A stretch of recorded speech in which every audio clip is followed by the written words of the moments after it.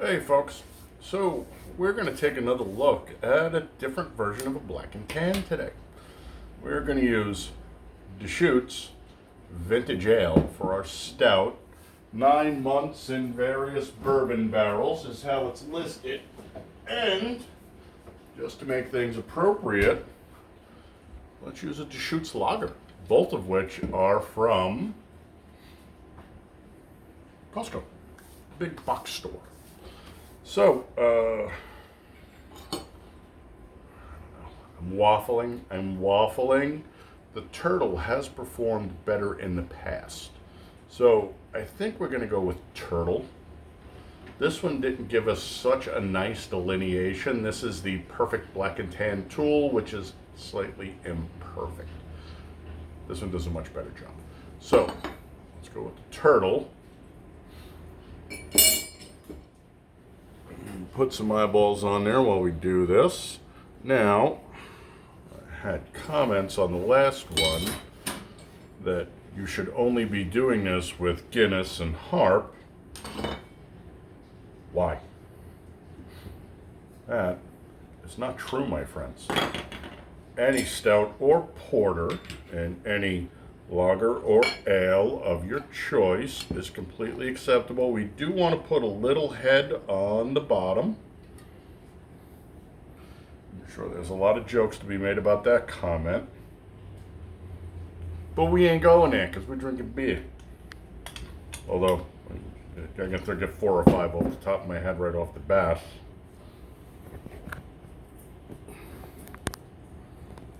Okay. There's that. And we've got some head going on here. So we've got a little cushion for the pour. Now, turtle. This is their lager. So their vintage is 12%. Their lager is 4.5. Hold on, let me double check and make sure. Yeah, 4.5%. So I'm sure that somebody could do the math or they could grok it or whatever. But remember, the key is a slow, steady pour. This is better with a bottle because you can get closer to the turtle shell than you can with a can.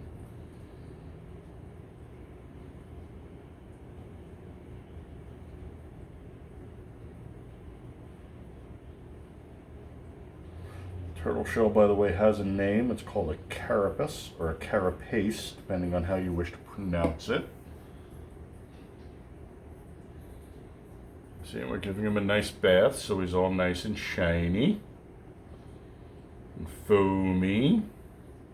There, of course, is the inscription in his belly, the loggerhead.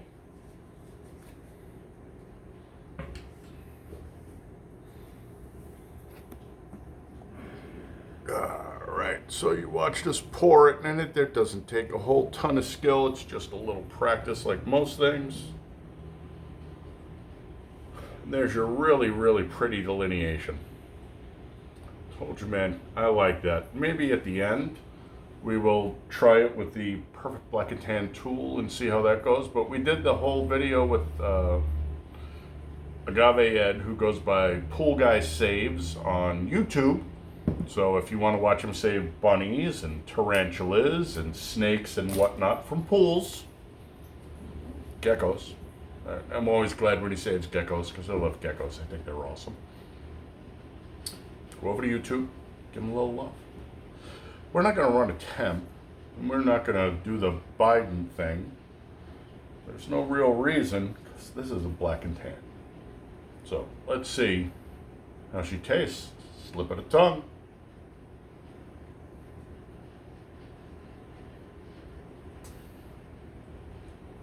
As you can see, wow. The majority of that sip was the lager. And their lager is solid. It's really nice, a little sweet, little floral. But when you get to the back end, that vintage is kicking in. Good stuff, though.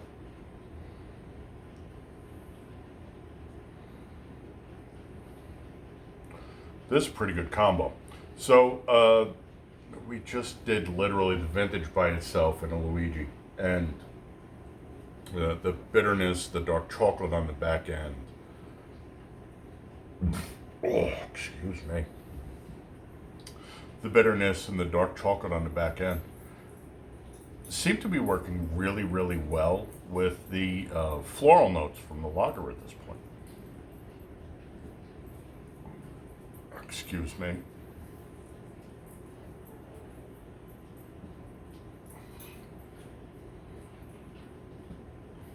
Me scusi. I think that's the first time I've ever had 4 in a row coming out. I might have swallowed a little too much air. Although I don't think so, because I'm pretty sure that was all beer. But we didn't pour the head off, so we did get all the carbonation. Still looking pretty. Once more into the breach, my friends.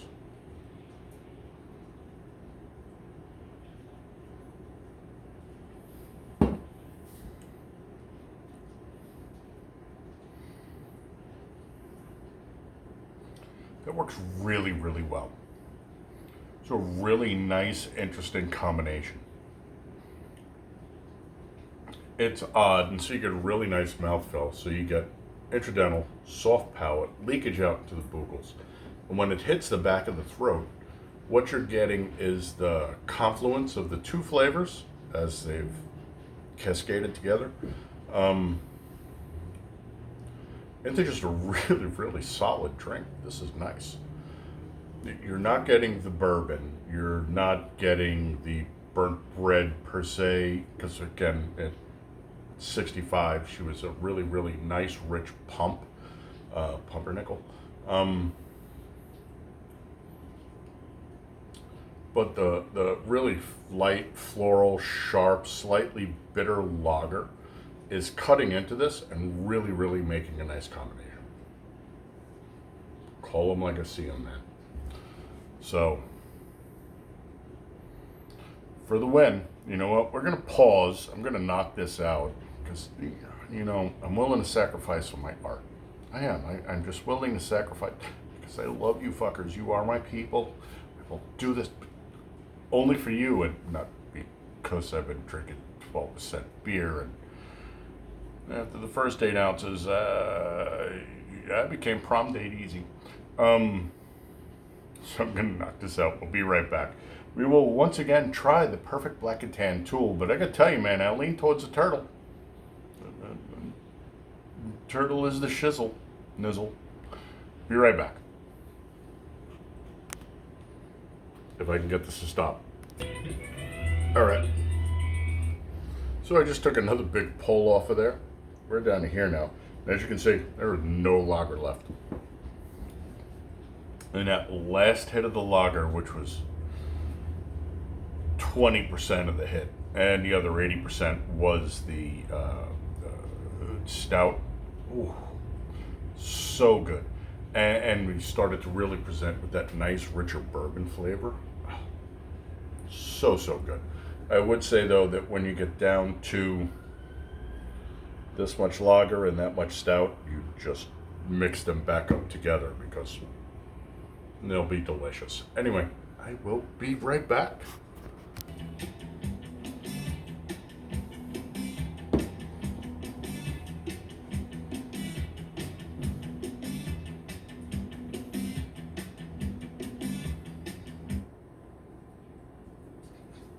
The music play too long. Oh no, Screwtube gets mad. That would be Planet Claire from the B-52s from 35 years ago. Copyright violation, because I'm making any money off of it. And it's actually off their first album, The B-52s, which, by the way, great album. I don't know what happened to music well, I know exactly what happened to music in this country. But we're drinking beer, so we're not going to go there. Anyway, now let's take a look at the perfect black and tan tool.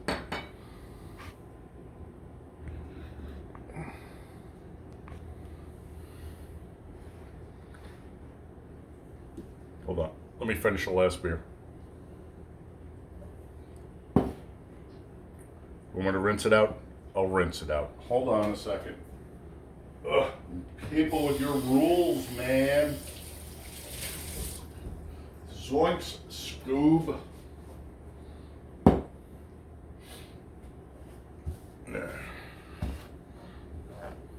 Just to make sure everything's above board and as scientifically accurate as we can make it. And dry the outside of the glass just because you know there's temperature variances, blubbity, blubbity, blubbity. If you have any of these questions, by the way, I have this thing, they're called Other Human Beings, and you might want to find one that you find attractive and spend a little time with. So let's pour the stout. Now we put the stout on the bottom with these because it is so much denser than the lagers. Now that doesn't always work with like a Guinness, right? Which is really not much more than just a really thin black lager. You can get away with floating it on top of a denser ale on the bottom. So, there we go. Let us pour the deschutes-helles-lager over the top of the vintage ale and see if the perfect black and tan tool gives us what we are looking for. Remember, slow and steady wins the race, my friends.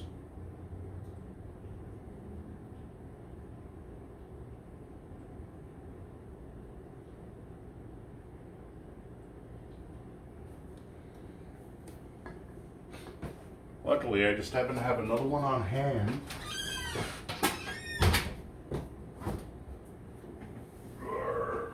Oh. You know, spending over things getting kind of old, man. Oh no, wait, that's me that's getting kind of old.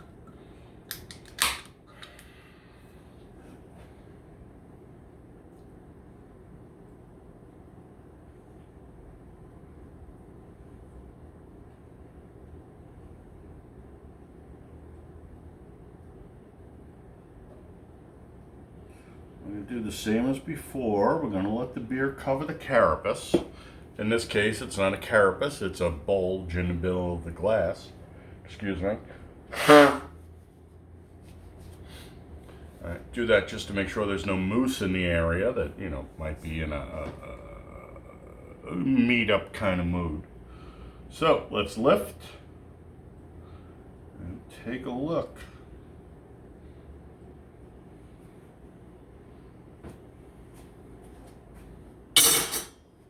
Needs to be washed. So, maybe a better look at the head here. She does leave a nicer skid mark, brown spot in the bottom. But that's okay. Lift her up and get a look in the light. You know, this time they're about 50-50. So, you know, while I said originally I did like the turtle better, it looks like the perfect black and tan might work, but there is some shift. I don't know if you can catch the wave going on between the black and the tan.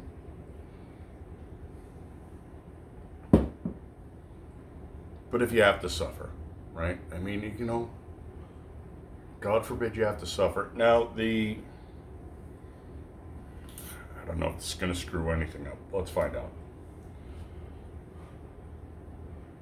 You know, rarely do you want to pierce the veil. It says that the stout is at 59. And the lager is at 47. So, the stout being warmer than the lager, which means the viscosity should be thinner. And yet, still gives us a look like this. I don't know, man. I thought the turtles did a better job when Agave Ed was here, but maybe I'm wrong, and it could be the fact that we use different beers. Excuse me. So with the vintage ale,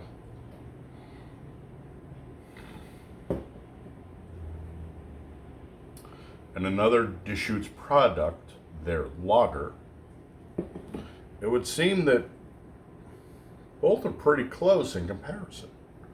Now, could that be temperature shift? Could that be pouring? Could that be tool using the tool, if you will?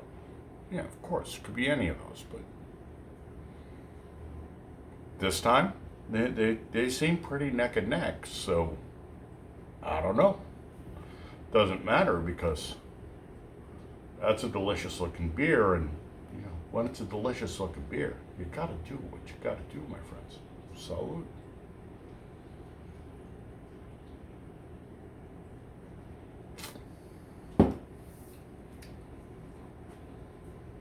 Yeah, no change. Mostly lager, a little bit of the stout. Of course, that's A, the way I drink, and B, the fact that it's in a glass. But now we're going to do this.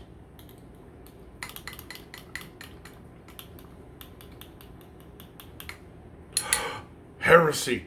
I don't care.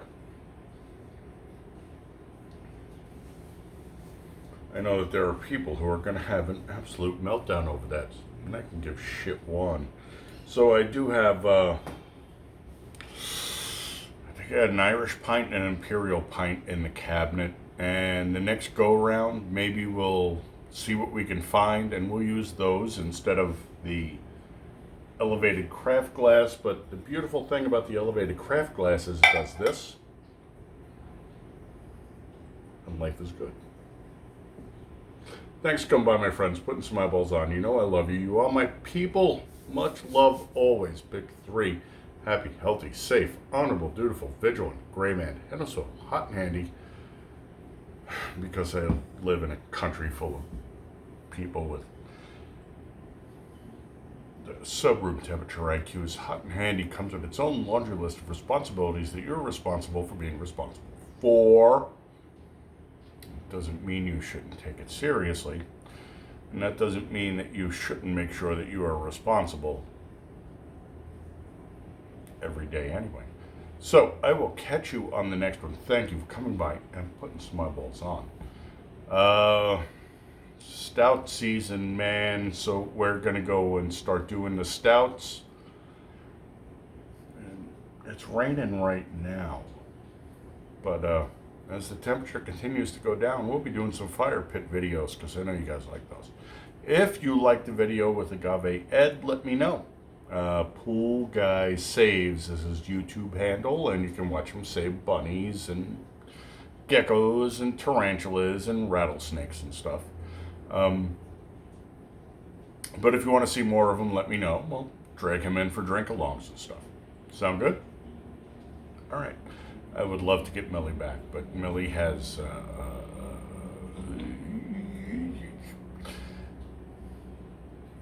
her old man don't like her drinking with me. I don't know why.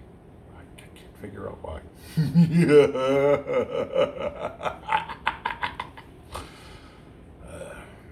Such is life. Some people. I should open a business doing giant stick removal. Just saying. They're going to hurt, but you'll feel better afterwards. Sort of like Band-Aids. Love you, fuckers. Till next time. Skol!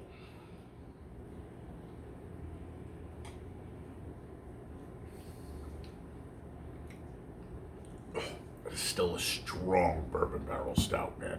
Whew. Even with the lager mixed in. And she's still kicking. All right. Adios.